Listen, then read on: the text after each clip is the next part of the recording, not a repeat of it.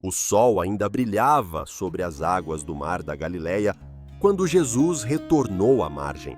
A multidão, como de costume, já o esperava. Homens, mulheres e crianças se amontoavam à beira do lago, ansiosos por ver, ouvir, tocar. Muitos vinham em busca de cura, outros apenas por curiosidade. Mas no meio daquela multidão havia um homem cujo coração batia em desespero. Seu nome era Jairo, um dos principais da sinagoga. Um homem respeitado, conhecido por sua fé, sua posição, seu zelo religioso. Mas naquele dia, nada disso parecia importar.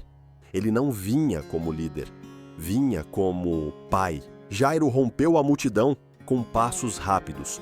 Seus olhos procuravam por Jesus como quem procura por arma, e quando finalmente o encontrou, caiu aos seus pés. Não se importou com sua reputação, com os olhares, com os murmúrios. Apenas se lançou ao chão, chorando, implorando: Senhor, minha filha está morrendo.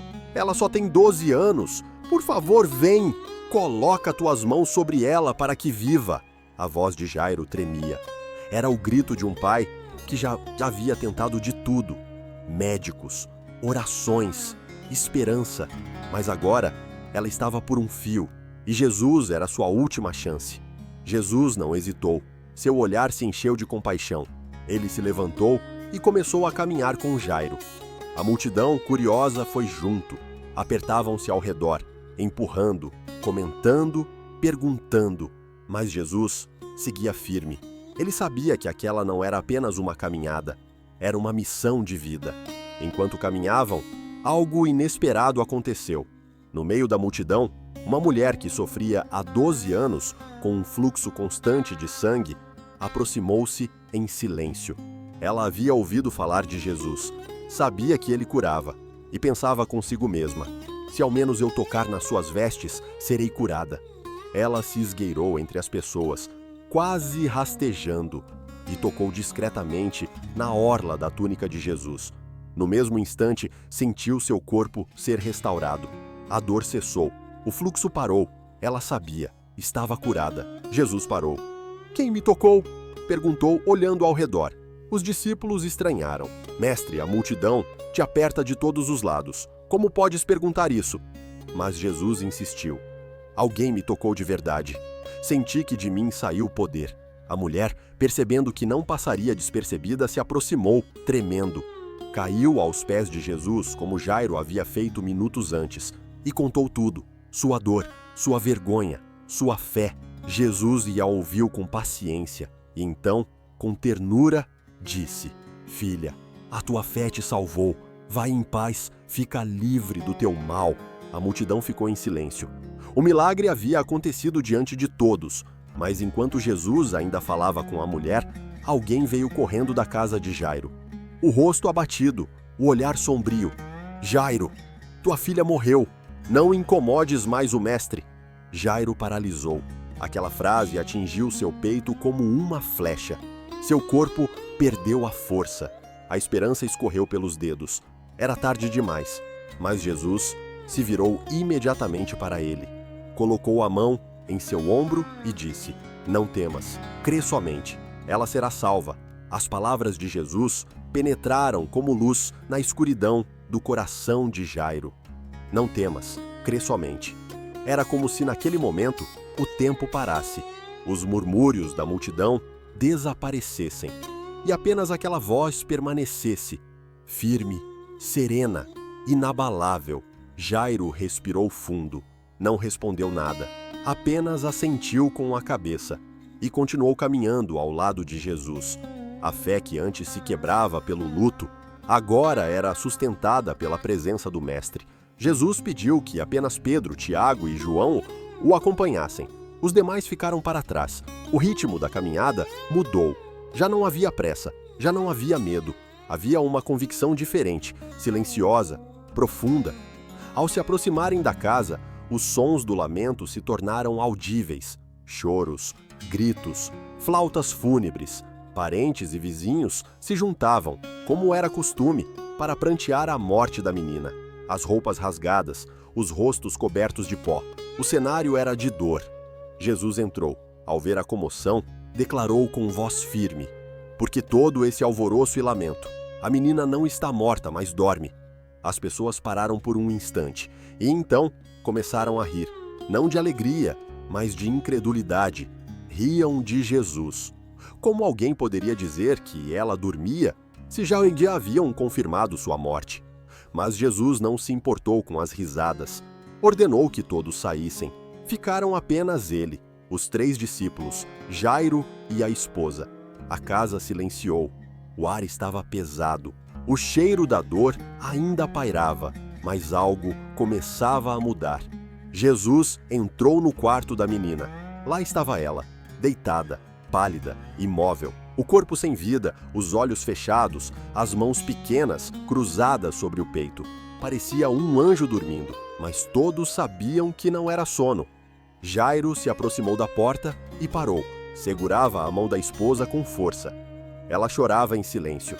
Jesus caminhou até a cama, olhou para a menina com ternura, pegou sua mão com suavidade e com voz calma, porém cheia de autoridade, disse: "Talita cumi." Os olhos da menina se abriram.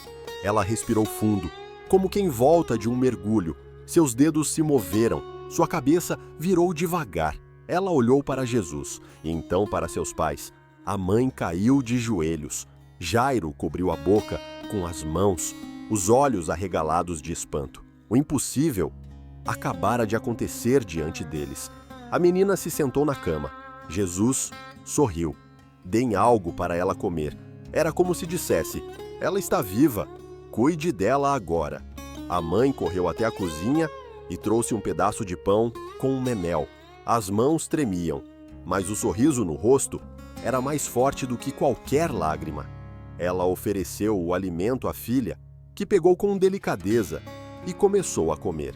Aquilo, mais do que qualquer palavra, confirmava: ela estava viva. Não era uma visão, não era um sonho, era um milagre. Os discípulos observavam em silêncio, admirados. Pedro limpava os olhos disfarçadamente. João contemplava a cena com o coração em chamas. Tiago mal conseguia conter o sorriso. Cada um deles sabia. Estavam presenciando algo sagrado, uma demonstração do poder de Deus sobre a morte. Jesus chamou Jairo e sua esposa para perto da menina. Eles a abraçaram. O pranto deu lugar ao riso. A dor foi transformada em gratidão. A morte, vencida pela vida. Jesus, então, os olhou com ternura e disse: "Não conte a ninguém o que aconteceu aqui. Era algo entre eles e o céu. Ainda não era o momento da multidão entender tudo. Algumas coisas santas precisam ser guardadas no coração antes de serem espalhadas aos 4 ventos."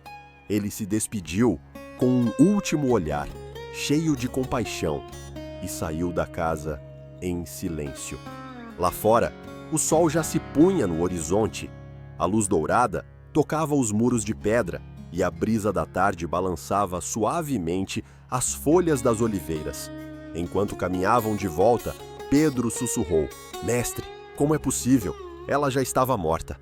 Jesus olhou para ele com um leve sorriso e respondeu: "Para Deus nada é impossível." Os discípulos continuaram em silêncio, cada um mergulhado em seus próprios pensamentos. Mas uma certeza crescia em seus corações. Estavam seguindo aquele que tinha autoridade não só sobre doenças, sobre demônios ou sobre a natureza, mas também sobre a morte. E quanto àquela família, nunca mais seriam os mesmos.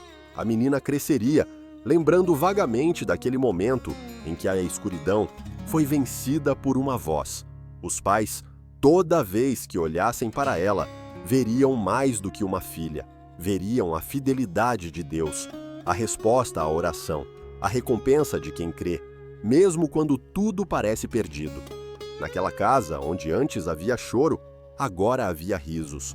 Onde antes havia silêncio, agora havia canções. Onde antes havia luto, agora havia esperança. E tudo começou com um homem que ousou crer, e com um Deus que nunca chega atrasado,